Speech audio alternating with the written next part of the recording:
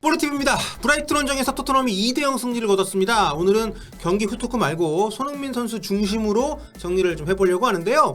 경기 하루 전 현지 기자가 아주 길게 질문을 했습니다. 한마디로 얘기하면 손흥민 요즘 잘 못하는데 여전히 토트넘에서는 케인처럼 원드랍퍼블한 존재입니까? 선발에서 뺄 수 없는 선수냐고 좀 물어본 건데, 한마디로 좀 빼면 안 됩니까? 이렇게 나름 돌직구 질문을 한 거죠. 여기에 콘테 감독 답변 역시 돌직구였습니다. 좀 어이없다는 듯이 답을 했는데요. 손흥민은 나한테 중요한 선수입니다. 경기 결과를 바꿀 수 있는 선수고요. 폼은 좋을 때도 있고 나쁠 때도 있지만 지금 내가 볼 때는 잘하고 있습니다. 당연히 뛸 거고 뺄 생각 전혀 없습니다. 그런 일은 벌어지지 않을 겁니다. 저 손흥민을 선발해서 뺄 정도로 미친 사람 아닙니다. 네. 그리고 오늘 브라이튼전에서 손흥민 선수 당연히 또 선발로 출전을 했습니다. 콘테 감독은 벌써 리그 7경기 연속 손흥민, 케인, 셰프쉐비 이렇게 3명을 3톱으로 내세우고 있는데요. 케인이 살아나고 클루셉스키가 빠르게 적응을 하고 또 안정적인 경기력을 보여주면서 손흥민 선수에 대한 우려가 상대적으로 높아지고 있는 것도 사실입니다. 제가 앞선 영상에서도 말씀을 드렸습니다만 손흥민 선수의 기록 자체는 나쁘질 않아요. 여전히 준수하고 공격 포인트도 리그에서 살라 다음으로 많습니다. 이런 선수에게 부진이라고 얘기하는 것은 좀 슬럼프라고 얘기하는 것은 좀 어폐가 있죠. 다만 최근 경기에서 이전 같았으면 넣었을 찬스를 놓쳤고 또 잔실수들이 좀 늘어나는 것처럼 보이니까 또 이게 부상으로 쉬고 돌아온 뒤에 폼이 좀 안 올라오는 상황이다 보니까 괜한 걱정들이 좀 많아지고 있는 겁니다. 뭐 팬들도 마찬가지고 현지 언론들도 아마 그럴 거고요. 그리고 지난 몇 년 동안 비교적 기복 없이 리그 탑급 경기력을 유지해 왔던 선수이기 때문에 최근에 보여주고 있는 다소 불안한 모습이 살짝 좀 나오다 보니까, 이게 좀 몇 경기 나오다 보니까 별별 걱정들이 다 지금 나오고 있는 것 같습니다. 게다가 토트넘 성적이 안 좋을 때는 현지 언론에서 아무래도 희생양이 필요하니까 뭐 팀이 부진한데 이유가 있어야 되잖아요. 그러니까 아무래도 좀 주로 손흥민 선수가 많이 거론이 됐던 것도 사실이고요. 그럴 수 있습니다. 에이스잖아요. 팀에서 가장 연봉도 많이 받는 선수 중에 한 명이고, 그리고 팀 성적이 최근 안 좋은 그 과정에서 어쨌든 경기력 저하가 있다 보니까 비판 가능하다고 봅니다. 다만 좀 정도껏 하자는 거죠. 지금 손흥민 선수는 피로가 좀 누적이 돼 있고 부상 이후 회복 과정에 지금 있는 상황입니다. 게다가 콘테 감독 부임하고 나서 새롭게 받은 역할에 적응을 하는 중이에요. 아직도. 토트넘은 콘테 감독 부임 이후로 3백으로 바뀌었고요. 수비가. 공격은 그대로 3톱을 쓰고 있는데요. 기본적으로는 3-4-3 포맷인데 이게 디테일하게 보면 3톱이 이전과는 완전히 다른 형태로 운영이 되고 있습니다. 보시다시피 윙어가 없는 포맷이에요. 콘테 감독 스스로 인정하다시피 콘테 전술에서 가장 중요한 것은 윙백입니다. 수비할 때는 파이백 가깝게 내려와가지고 수비도 해주고, 공격 때는 사실상 윙어가 돼서 아주 굉장히 적극적으로 거의 최전방까지 전진을 합니다. 그러니까 기존의 윙어라고 할 수 있는 3톱의 양쪽 측면 자원들의 역할까지도 윙백들이 분담을 하는 거고요. 그래서 기존의 윙어라고 우리가 분류할 수 있는 선수들이 사이드가 아니라 중앙으로 들어가서 움직이게 됩니다. 그러면서 투미들 체제에 부족한 중원도 좀 어느 정도 채워주는 역할을 하게 되고요. 기존의 손흥민 선수가 뛰던 위치 역할하고는 완전히 다른 임무가 주어지는 거죠. 윙어라기보다는 공격할 때는 공격형 미드필더, 수비할 때는 윙백, 이 두 가지 역할을 좀 겸비하는 그런 포지션이라고 보시면 되겠습니다. 적응이 당연히 필요하고요. 터치라인을 한쪽에 두고 플레이하는 것하고 수비수들에게 둘러싸인 위치에서 트래핑, 탈압박, 패스, 드리블 해야 하는 것하고는 완전히 다른 그런 새로운 포지션이기 때문에 단적으로 비교를 해볼까요? 무리뉴 체제의 토트넘 이 경기에서 사우스햄튼전인데 4-3-3을 썼습니다. 손흥민 선수는 보시다시피 왼쪽 윙어로서 전형적인 위치에서 많이 움직이는 게 좀 보이시죠? 골도 좀 넣었고요. 그러니까 가장 무리뉴 체제에서 화려한 공격을 펼쳤던 경기에 손흥민 선수 히트맵을 제가 보여드리는 거예요. 반면에 오늘 브라이튼 원정에서는 올 시즌에 계속 그랬던 것처럼 주로 사이드 측면보다는 하프 스페이스 공간에서 많이 움직였습니다. 확연한 차이가 보이십니까? 게다가 토트넘은 이날 오른쪽을 주요 공격 루트로 활용을 했기 때문에 브라이튼이 후반전 2골차 벌어지기 전까지는 수비를 강화하면서 중원이나 하프스페이스 쪽에서 공간을 좀 안 줬기도 하고요. 그래서 손흥민 선수가 이날 공격 쪽에서 기여할 수 있는, 활약할 수 있는 장면이 그렇게 많지가 않았습니다. 물론 원더풀 상황에서 실수도 있었죠. 패스 미스도 있었고요. 하지만 적어도 전반전에서의 손흥민 선수는 자신에게 주어진 역할을 부족함 없이 수행하는 선수였습니다. 로메로의 선제골 역시 손흥민 선수가 볼을 지켜내고 열어줬던 이 공을 쿨루셉스키가 슈팅으로 연결한 게 로메로 맞고 골이 됐잖아요.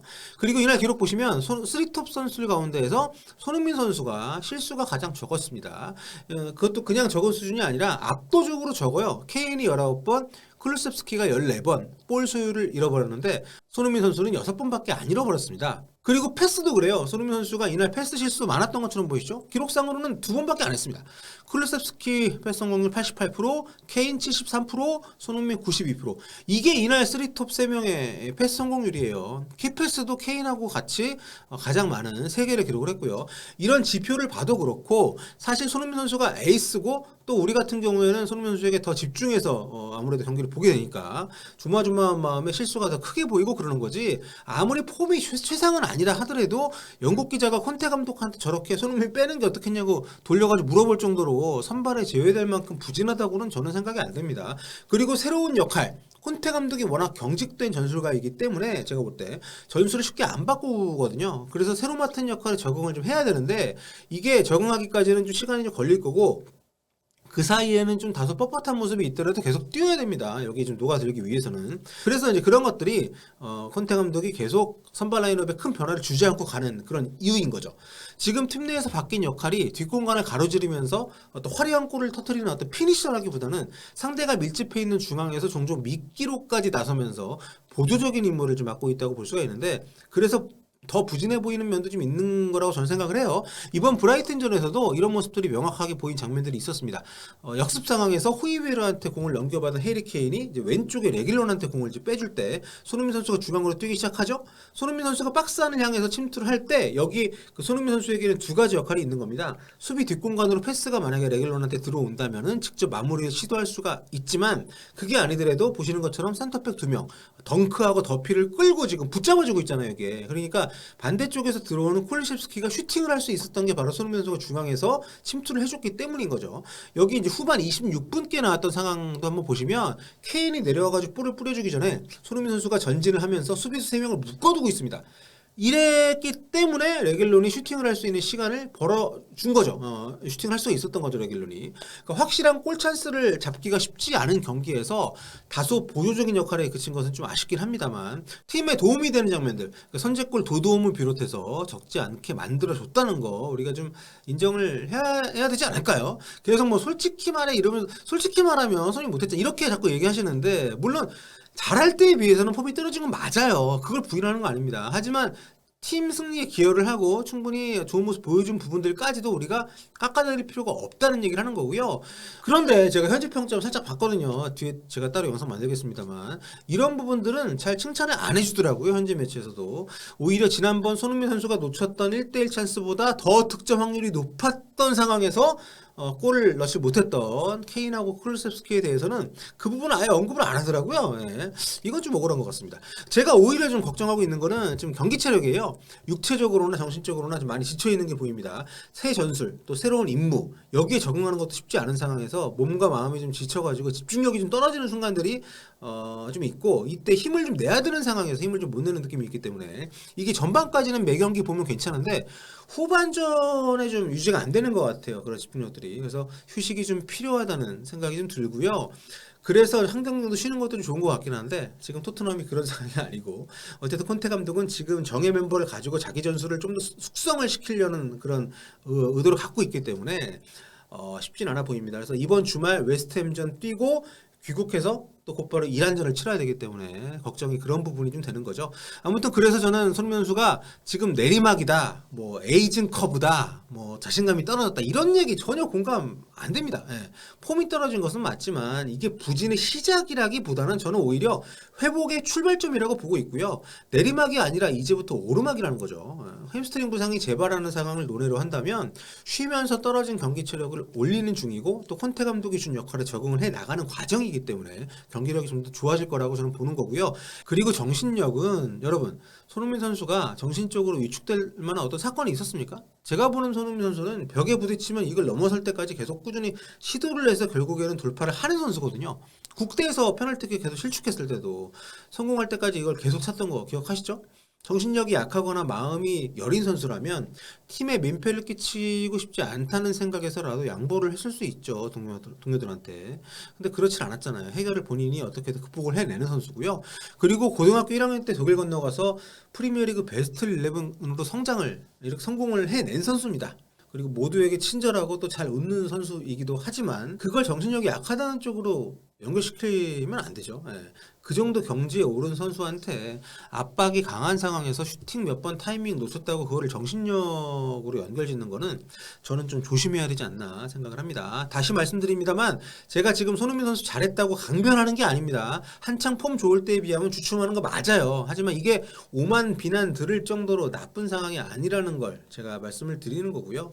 정리하면 손흥민 선수 콘테 축구에 적응하는 중이고요. 또 햄스트링 부상 이후 경기력 끌어올리는 중이라는 거 현재 평가에 반영할 필요가 있다는 거고요. 어쨌든 오늘도 팀이 이기는데 기여하지 않았습니까?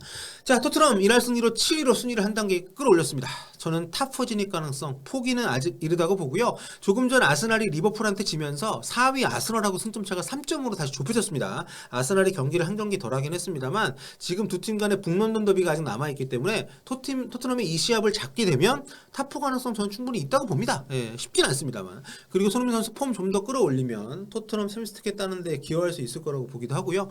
시즌 초에 고군분투하던 때와는 많이 달라졌죠. 해리케인도 폼이 올라왔고 지금 뭐 클리셉스키도 와가지고 굉장히 잘 접근하고 있기 때문에 수비만 더 잘 버텨주고 토트넘 또 주전 중에서 부상자가 추가로 안 나온다면 뭐 탑4 저는 뭐 불가능한 과제 아니라고 봅니다. 아무튼 뭐 밤새 경기 보셨는데 손흥민 선수 공격 포인트 없어가지고 굉장히 좀 낙심하셨고 아쉬움도 있으시겠습니다만 그래도 우리 좀 작지만 희망을 좀 보는 마음으로 계속 경기 지켜봤으면 하는 마음에서 이렇게 길게 얘기 드렸습니다. 다음 월요일 새벽 1시 반입니다. 웨스트햄전 이것도 중요한 경기예요. 웨스트햄도 지금 4위 탑4 경쟁자이기 때문에 이거 지면은 이제 곤란해집니다. 이 시합도 입중계 하니까요. 많이 놀러 오셔서 손흥민 선수 같이 응원하시고요. 퐁당퐁당 징크스를 깰 수 있는 경기가 될 수 있을지 이 시합 전반전 골 넣고 빨리 쉬었으면 좋겠네요. 곧바로 들어와서 일 한잔 해야 되니까. 자, 오늘 여기까지 마무리하도록 하겠습니다. 다음 시간에 뵐게요. 볼바.